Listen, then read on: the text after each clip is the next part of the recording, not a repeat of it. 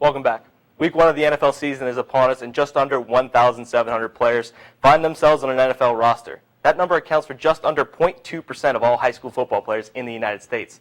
I caught up with former Tiger Cyril Grayson to talk about his fight to be in that number. Like you said, the offense has been absolutely insane. What do you think is the big X factor from last year to this year? Scheme. It took just 40 minutes for the Tiger faithful to drink the Nashville bar called the Local Dry of all of its vodka. The Tiger fans, like the team itself, seem to be in championship form already. LSU is already making a case for the number 1 spot in the AP poll this week. AP, of course, standing for alcohol potability. From the very beginning of the game, the Tiger defense showed up to play, starting off that first drive with a huge sack and a huge tackle for loss. The Tiger defense then held the Sooners and Heisman runner-up Jalen Hurts to just 14 points and 160 yards of total offense in the first half. Now, David Griffin says that Drew Holiday is still the face of the franchise and that he's giddy about all the young talent that they're going to surround him with. The close game surely kept Saints fans on the edge of their seats, but some of the more pious members of the Who Dat Nation would have been a little bit more relaxed knowing the Saints were probably getting some help from above. What am I talking about? This. Here's a real tweet from Pope Francis's official Twitter account. The Bishop of Rome used the hashtag Saints, but a deal the NFL has with Twitter means that every time someone uses that hashtag, the fleur-de-lis follows it, which had Who Dat Twitter really excited.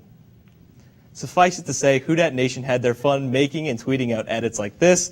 The tweet did shock some of the Pope's followers, but let's be honest, people shouldn't be that surprised the Pope is so concerned with the Saints, especially on Sundays. The NBA, suspended. MLB spring training, canceled altogether. The NHL and MLS, done and done. Professional soccer leagues in Europe were also canceled, many of which have not seen postponements of this magnitude since the Second World War.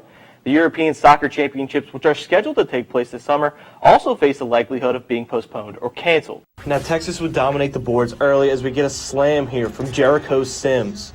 Following that, a falling Skylar Mage dishes to Darius Days as Days nails the 3 to bring the Tigers within 1. Later on in the first, Trendon Wofford delivers a beauty of a bounce pass to Marlon Taylor, who slams it home. With just over 3 minutes left in the first half, Skylar Mays looking to find some space as he hands it off to Darius Days once again, and he nails another 3.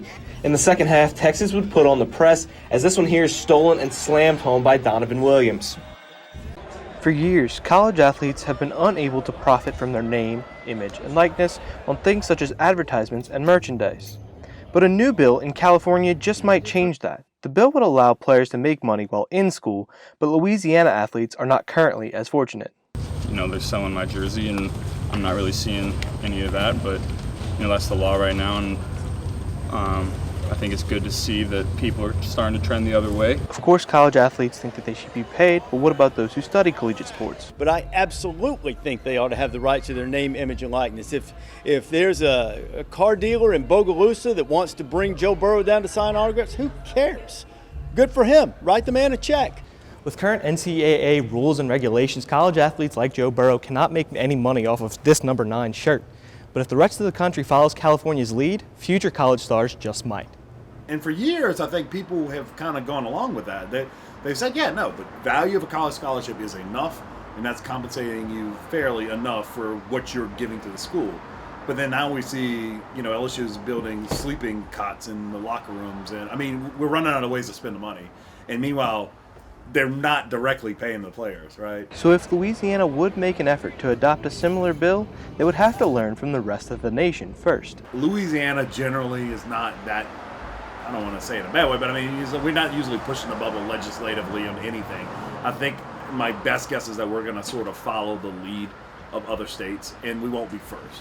LSU's 50-7 win over Texas A&M was an ideal way for 15 seniors to leave Tiger Stadium, but one will forever hold a special place in the heart of the Bayou.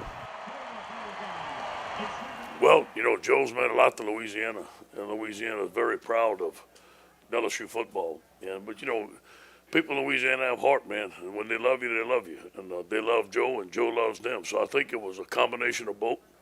I think it's to show his appreciation for the state of Louisiana and LSU and what they've done for him, and more or less what he's done for us. The guy's been phenomenal. This love isn't just one-sided. Burrow and his family appreciate the love Louisiana has shown Joe over his career as a Tiger. Yeah, it kind of hit me when I was jogging off the field for the last time. You know, this is the best atmosphere in the country. Saturday night in Death Valley there's nothing like it, and you know, I'm going to miss it with all my heart. and it's given everything to me, and I couldn't be more grateful.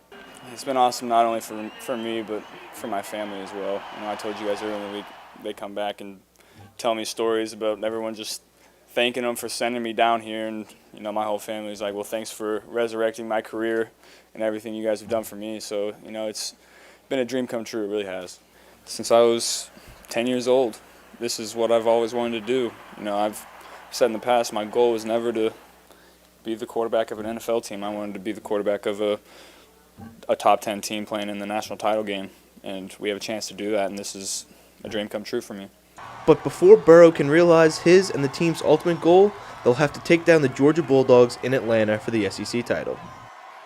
2 stars, 1 stage. College football's best quarterbacks in Joe Burrow and Trevor Lawrence have been nearly impossible to prepare for all season long, and now they'll go head-to-head for a national title. And that's when you get to this stage, that's just what you're going to see. When you get to the Super Bowl, you're going to see 2 elite quarterbacks. So it's hard. It's not easy. So you just, you know, you've got to tighten up in everything that you do. Clemson head coach Dabo Swinney says preparing for Joe Burrow is like preparing for an elite hitter in baseball.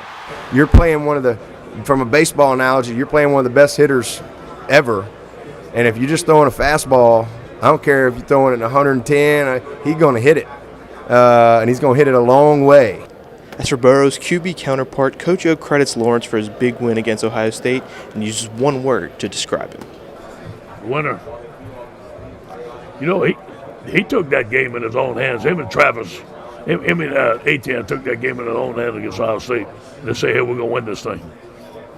While Lawrence's ability to throw the ball is his best attribute, he's also a big threat to run the ball as well. Now, you know, he has a quick release. He sets his feet well on the RPOs, makes great decisions. But his ability to run the football, he's 6'6", 220. You know what I'm saying? I mean, he is an athlete out there. He's tough at all get up.